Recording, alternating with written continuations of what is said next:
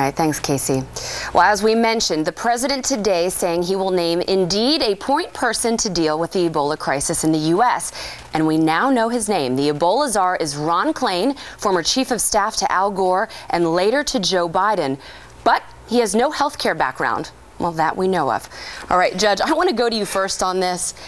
Looking at his resume, nothing on logistics, not like a general, not with military experience, can implement sort of a battle plan because this is a crisis. No healthcare background, no infectious disease background, just a political background. Well, you just kind of teed that one up for me, didn't you? Yeah, I did. I mean, first of all, I don't understand the whole czar concept. It didn't work out for Russia so well. So why are we keep naming czar after czar after czar? How many have we had now? 40 or something? Quite a bit. Ridiculous number.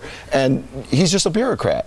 I mean, it looks to me, from an outside perspective, because this has nothing to do with the law, you just want somebody so that we can say, we're doing something, we appointed a czar. What actually is going to get done? What really should get done is something that might actually protect people. You know, maybe actually stopping the flights coming into the country. You know, that would be productive. Appointing somebody, naming somebody who's not even in the field, to me, seems like a colossal waste of time. And Judge, you brought up czars and how effective they've been. Let's take a quick look at some of the czars that President Obama has appointed over the years. Van Jones, remember that one, who called Republicans the A word and not awesome. Kevin Jennings, the safe school czar. Herb Allison was the TARP czar.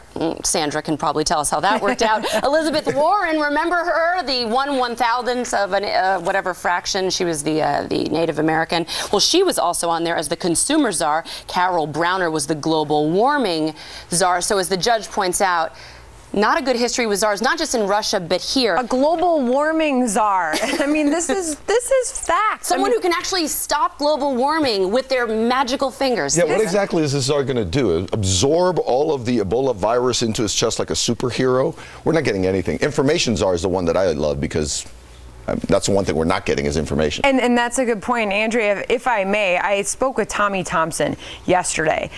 He's a former governor of Wisconsin, also the former head of Health and Human Services, who's been very outspoken, very critical of this administration's handling of Ebola. He just tweeted this out moments ago. He said, quote, appointing a political Ebola czar demonstrates administration did not take public health seriously. It did not have the right people in place.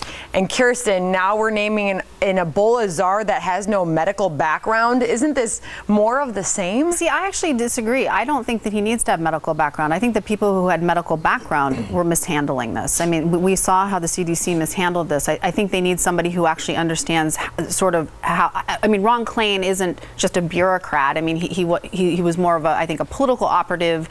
You know, he was a political appointee in multiple administrations, and he's very well respected. And I think that the goal is to have somebody who can really kind of get people together, figure out what's going on, and try to have some sort of process that just honestly does not exist with the people who understand the health issues. But and I want when I get somebody who's in the military that's used to organizing and deploying. I want to stay on that though, because you mentioned that he is a political operative, and I want to stay on that because we talked about a czar on this couch earlier this week, and I said anybody but a political hack. I don't think he's a hack, though. How can you say that, Kirsten? He's basically Biden's chief of staff to keep him from stepping in cow manure. So a chief of staff is a hack. So he's helped Al Gore. He's coached them for debates. Isn't he there just to do political damage control and not really fix the crisis? Is your argument seriously the vice president to the chief of staff is just to prevent him from sticking his a foot in his political mouth? hack? I mean, that's absurd. Kirsten, how can you say that Ron Klain is not he's a very smart guy, but he is there to save the image of the Democrats right now. He is there to orchestrate, to make sure that there is a message that people are getting good information, something they have not been getting, and that is very problematic. It causes fear.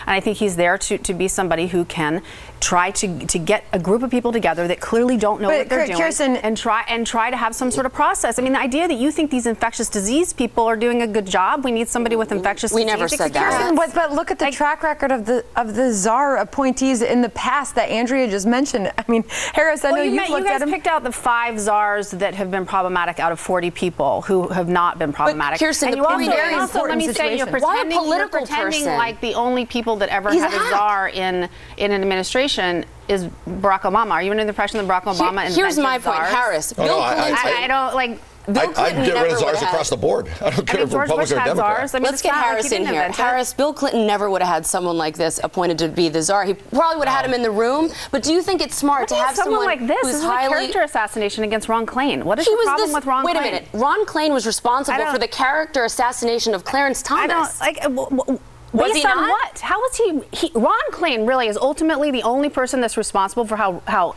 Thomas was treated. He is. I mean, how the have you cleanup picked out guy Ron for Klain Democrat. as being like He's this? the message coach of Al Gore. I worked in Democratic politics. I mean, I don't understand where you're getting this information that Ron Klain is like this nefarious person. He's a political hack. I don't like. You're just. It's total character assassination. No, right, it's so the fact. He's a political hack. Go ahead, Harris. You were asking me about leadership styles, and I do find it interesting that after all of the medical speak that we have heard, and some would say untruths that we've heard from the lectern, where the CDC has stood at times and told us different ways that this was contagious and then given us other ways, told us that this would not spread to healthcare workers, and then it did. I mean, out of all of that, what we've all been calling for is a point person who can talk to us like human beings. I would say, and Judge, I know you pretty well, we've worked together for a while, that an attorney at least can do one thing, and that is put forth an argument that the jurors can understand. Right. You have to be able to break it down. So, I mean, if there's some information that's not getting disseminated and this guy can make it more digestible, I'm all for that. But the point that Andrea brings up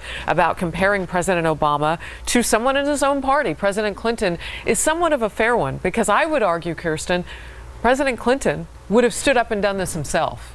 That's very true. Okay. Done what himself? He would have felt the pain of it, and I'm not trying to be flippant by that. It is interesting. I think she's saying he would have led us through this. Yeah, the difference in the leadership styles. If we want to stay within a certain party, now if we step how Republicans love Bill Clinton so much now. Party, so great. and if we step out of the Democrat Party and we look at some of the options who would have been there, I fully understood why Andrea would have said Rudy Giuliani this week. I mean, want to talk really, about somebody you guys, who dealt with anthrax scares after 9/11. I can't believe you're attacking Obama for appointing somebody. Well, if you just want to talk, I'll be quiet. Do you think it looks good? good, You guys though? are just this total. You guys are just on this like the attack against. Hold on. doing With the exception of me, I will remind everybody that it was not just Democrats or Obama's administration that wanted the czar.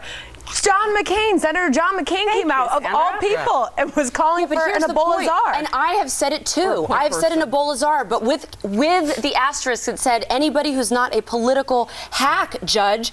I mean, I'm sorry, Kirsten. Have you read his resume? He's the Kennedy hitman on the Hill for judiciary. It's like having Karl Rove as, say, Bush's anthrax czar. Would you be comfortable I'm sorry, with that? I didn't know Karl was so offensive way. to you. Never. I don't. What's wrong with Karl Rove? Because he wouldn't have a background in infectious diseases, implementing you don't battle need a background in strategies. infectious He's a political diseases to person. do what he's been. Why do we have it's better to? than Jen Psaki, but you know. Why do we have to appoint one person czar in order to get the information we need? Why can't we get it like you said? You know Bill Clinton why? would have done it himself. Because we've had misinformation. Clinton would not from have done it. No, clearly. From multiple lectures. But I think I think what Americans want is not somebody to out there just to speak. I think what they want is action. Yeah. They see the Ebola risk growing day by day, and they want something concrete done. We have a person to do this. This would be the Surgeon General. I've been asking, where is the acting Surgeon General in all of this? And I understand that the person that the president had nominated is in, kind of a political web right now. Conservatives don't like certain things about him, and those are legitimate issues. But all politics aside, we do have somebody who plays the role of being the spokesperson for the government in a crisis like this with a health issue. It's called a Surgeon General. And why hasn't the Surgeon General been explaining to us how you catch it? Because we've heard it's so difficult to catch. They pretty much have to bleed on you. And then you hear, well, it does get found in saliva. So if somebody sneezes in your eye or mouth. That I don't know that Ron Klain will be able to answer effectively. He's there to do damage control for Democrats and be there for specifically for political reasons. I love your idea of a general. Sandra, I'd love to know what you think about maybe someone from the private sector, a former CEO of a company. Somebody who has proven leadership styles would certainly help, but I wish the camera was on Kirsten's face when you were talking just then, because it was... She's making all sorts of faces at me. She is. Kirsten, maybe you should have last word here. We really do like each other, Kirsten. They do.